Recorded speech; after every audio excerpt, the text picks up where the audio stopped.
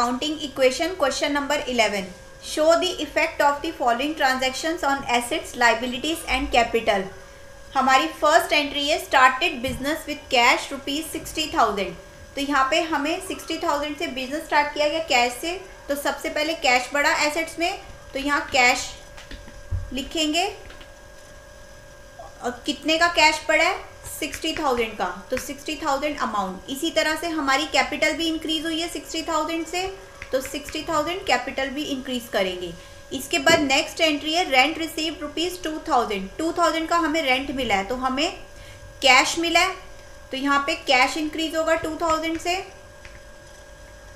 और इसी तरह से कैपिटल भी इंक्रीज होगी 2,000 से. सॉल्व करेंगे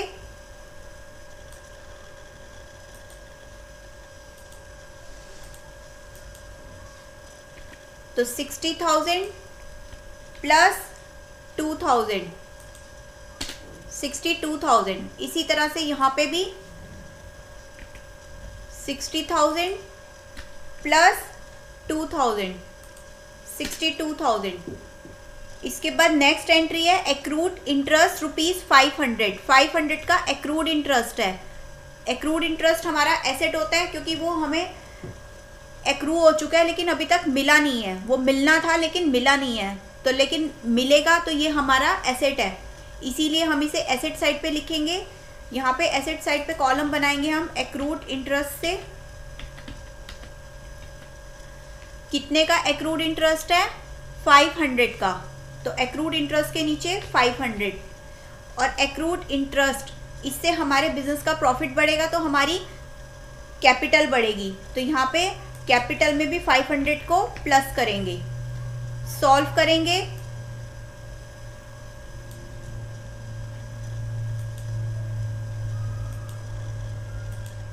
तो यहाँ 62,000 हमारा कैश, 500 हमारी कैपिटल, और इसी तरह से कैपिटल हो गई हमारी 62,000 प्लस 500. 62,500 हमारी कैपिटल हो गई. इसके बाद नेक्स्ट एंट्री है commission received in advance. Commission advance में ही आ गई है, तो जो भी हमारी इनकम एडवांस में आ जाती है वो हमारी लाइबिलिटी होती है. इसे हम लाइबिलिटी साइड पे लिखेंगे कमीशन इन एडवांस में. और कमीशन इन एडवांस कितनी है हमारी? 1,000 की. तो यहाँ पे 1,000 का अमाउंट लिखेंगे कमीशन इन एडवांस में. 1,000 की कमीशन इन एडवांस. कमीशन आ चुकी है तो इसका मतलब हमारा कैश भी बढ़ा 1,000 से, तो 1,000 से कैश भी प्लस करेंगे. इसके बाद सॉल्व करेंगे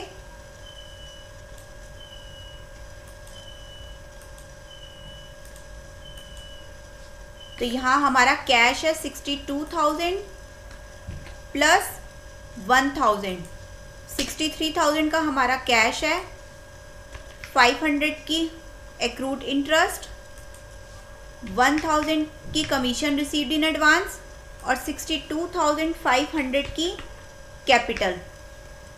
इसके बाद नेक्स्ट एंट्री है अमाउंट विड्रॉन ₹5,000. 5,000 का अमाउंट विड्रॉ किया गया है. इसका मतलब विड्रॉ का मतलब है ये पर्सनल यूज़ के लिए विड्रॉ किया गया है, तो ये हमारी ड्राइंग्स हुई.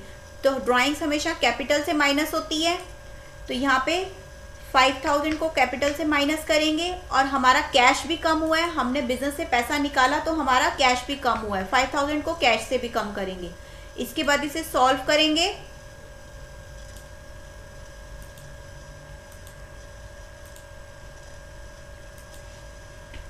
तो 63,000 माइनस 5,000. इसी तरह से एक्रूड इंटरेस्ट है हमारा 500 का. कमीशन रिसीव्ड इन एडवांस है 1,000 की. और कैपिटल है हमारी 62,500 माइनस 5,000. तो ये है हमारा सॉल्यूशन.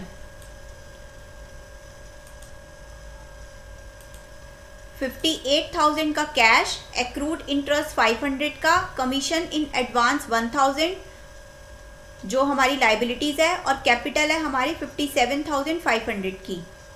अब इसके बाद इसमें आगे बोला गया also prepare a balance sheet. तो अब बैलेंस शीट प्रिपेयर करते हैं, बैलेंस शीट बनाते हैं। यहाँ पे सबसे पहले है liabilities plus capital. Balance sheet में हम सबसे पहले लाइबिलिटीज और कैपिटल लिखेंगे। तो हमारी लाइबिलिटीज में है हमारा commission in advance. Commission in advance है हमारा 1000 रुपीज़ का। इसके बाद नेक्स्ट है कैपिटल। कैपिटल है हमारी 57,500 की। तो यहाँ पे 57,500। इसी तरह से एसेट्स में है हमारे पास कैश। कैश है हमारा 58,000 का। और उसके बाद है एक्रूड इंटरेस्ट।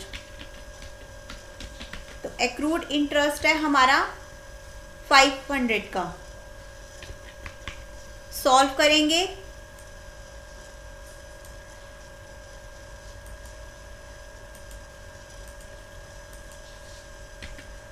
$1,000 प्लस 57,500 58,500। इसी तरह से एसेट्स में भी 58,000 प्लस 500।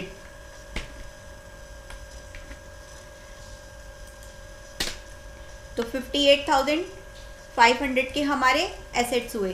तो इस तरह से हम बैलेंस शीट बनाते हैं। अगर आपका बैलेंस शीट का बैलेंस इक्वल नहीं आ रहा तो इसका मतलब आपकी एंट्रीज रॉन्ग है। तो ये था हमारा क्वेश्चन नंबर 11।